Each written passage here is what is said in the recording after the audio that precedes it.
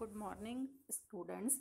आज हम पढ़ेंगे पैकिंग एफिशिएंसी ऑफ पार्टिकल्स कि डिफरेंट यूनिट सेल में पार्टिकल्स की पैकिंग एफिशिएंसी क्या है। मीन्स उस यूनिट सेल का कितना पोर्शन वो पार्टिकल ऑक्यूपाई कर रहा है ना, यूनिट सेल के कितने वॉल्यूम को वो पैक कर पा रहा है। ठीक है, इसको बोल रहे हैं packing efficiency. The percentage of total space filled by the particles, total space का कितना परसेंट पार्टिकल्स ने फिल कर दिया, उसको बोल रहे हैं पैकिंग एफिशिएंसी। है जैसे आपका 100 मार्क्स का पेपर होता है तो आपने कितना परसेंट गेन किया, वो आपकी एफिशिएंसी है कि किसी स्टूडेंट को 92% आए तो किसी को 60% ही मिले। ठीक है ना, तो सभी की अपनी अपनी पैकिंग अपनी अपनी एफिशिएंसी होती है परसेंटेज गेन करने की, कि टोटल 100 में से आपने इतना गेन किया। उसी तरह से टोटल वॉल्यूम जितना है यूनिट सेल का, उसमें से कितना ऑक्यूपाई किया पार्टिकल्स ने, वो उसकी क्या होगी, पैकिंग एफिशिएंसी। इसी को पैकिंग फ्रैक्शन भी बोलते हैं। ठीक है, अब हम देखते हैं कि सिंपल क्यूबिक सेल के लिए पैकिंग एफिशिएंसी हम कैसे निकालें। तो सबको पता है ये सिंपल क्यूबिक सेल का स्ट्रक्चर है। सिंपल क्यूबिक सेल में कॉर्नर्स पर एटम्स प्रेजेंट होते हैं और हम क्या मान लें कि इसकी क्यूब की जो एज लेंथ है वो कितनी है, a। ठीक है, अब दो पार्टिकल्स इस तरह से होंगे। अब इन पार्टिकल्स की रेडियस, इस स्फीयर की रेडियस को हम मान लें कितना है, r है। तो दो जो एज पर प्रेजेंट पार्टिकल हैं क्यूब के, उसकी एज लेंथ कितनी हो जाएगी, 2r।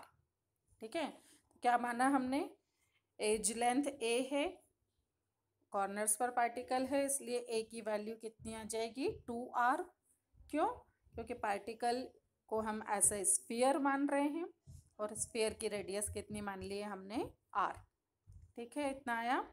अब हम देखते हैं कि volume of cubic unit cell, cube है तो वॉल्यूम कितना होगा क्यूब का, सबको पता है, length into breadth into height. Means इसको हम रिप्रेजेंट करेंगे a क्यूब से। ओके, और a की वैल्यू कितनी है, 2r। तो वॉल्यूम कितना हो गया यूनिट सेल का, 2r का क्यूब किया तो 8r क्यूब आ गया। Okay, now number of atoms, simple cubic cell है तो नंबर ऑफ एटम इसमें कितने होते हैं, 1, पढ़ चुके हैं हम पहले ही। Then the volume of sphere, ये भी आपको पता है, 4/3 पाई r क्यूब होता है। ठीक है, ये है हमारे पास पैकिंग एफिशिएंसी का formula. Number of atoms per unit cell into volume of sphere, तो ये हो जाएगा total volume occupied by sphere और एटम्स अपॉन में volume of cubic unit cell, कि क्यूबिक यूनिट सेल का वॉल्यूम कितना है, a क्यूब है और एटम्स ने कितना ऑक्यूपाई किया, तो volume of sphere into number of atoms से निकालेंगे।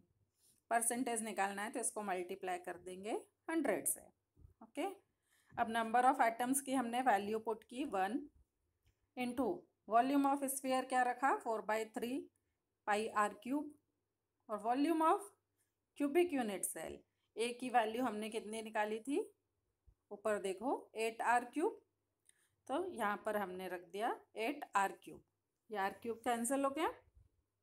नेक्स्ट स्टेप पर आए तो क्या हो जाएगा, 4/3 पाई की वैल्यू पुट कर दी 3.14 इंटू अपॉन में क्या बचा है 8, 100 से मल्टीप्लाई किया। ये सॉल्व करेंगे तो पैकिंग एफिशिएंसी आएगी सिंपल क्यूबिक सेल की 52.36%, है ना, सबसे कम होती है क्योंकि सिंपल क्यूबिक सेल का स्ट्रक्चर आपको पता है, सिर्फ कॉर्नर्स पर एटम प्रेजेंट है। तो कॉर्नर पर एटम है, बाकी स्पेस कैसा है, खाली है, वॉइड है। अगर आपसे पूछें कि परसेंटेज ऑफ वॉइड, तो जितना परसेंट पैकिंग एफिशिएंसी है उसको हम माइनस कर देंगे 100 से, तो वॉइड और एम्प्टी स्पेस कितना है ये हमको मिल जाएगा, यहाँ पर होता है 47.64% आएगा। ये हुआ सिंपल क्यूबिक सेल के लिए। अब पूरा डेरिवेशन आपके एग्ज़ाम में आने का नहीं है क्यों? ऑब्जेक्टिव टाइप चैप्टर है, तो आपसे क्या पूछ सकते हैं ऑब्जेक्टिव में? Packing efficiency of simple cubic cell, red से मैंने ब्रैकेट में डाला है 52.36%। और फिर ये भी पूछ सकते हैं कि एज लेंथ ए कितनी है, तो एज लेंथ कितनी है 2r।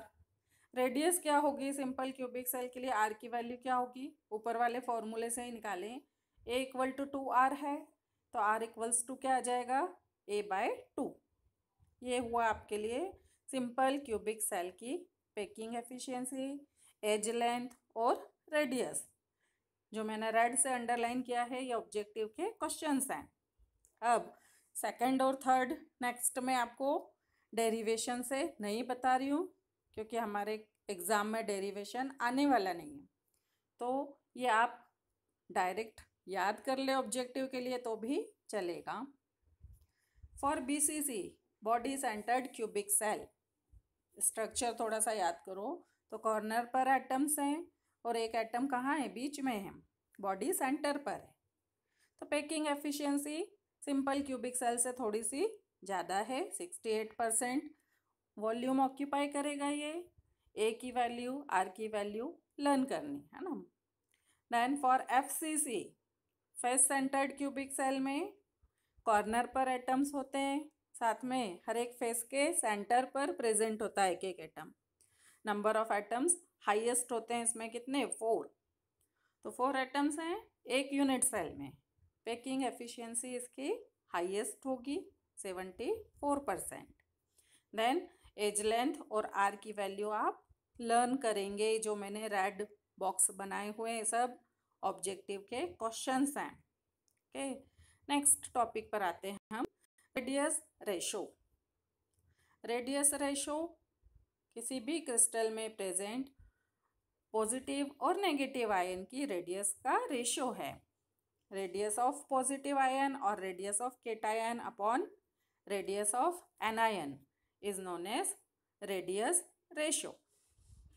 अब रेडियस रेशो की एक रेंज है डिफरेंट पार्टिकल्स के लिए, इसको भी हमको लर्न करना है। ठीक है, रेडियस रेशो कितना है? 0.155 से 0.225 तक। तो कोऑर्डिनेशन नंबर होगा 3 और स्ट्रक्चर कैसा होगा? Triangular planar. ठीक है, इस तरह से ये डिफरेंट रेंज है कि किस तरह के शेप में, कि क्यूबिक शेप है तो रेडियस रेशो कितना होगा, कोऑर्डिनेशन नंबर कितना, ये टेबल भी आपको लर्न करनी है।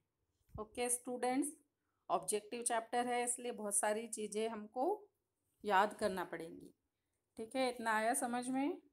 Thank you.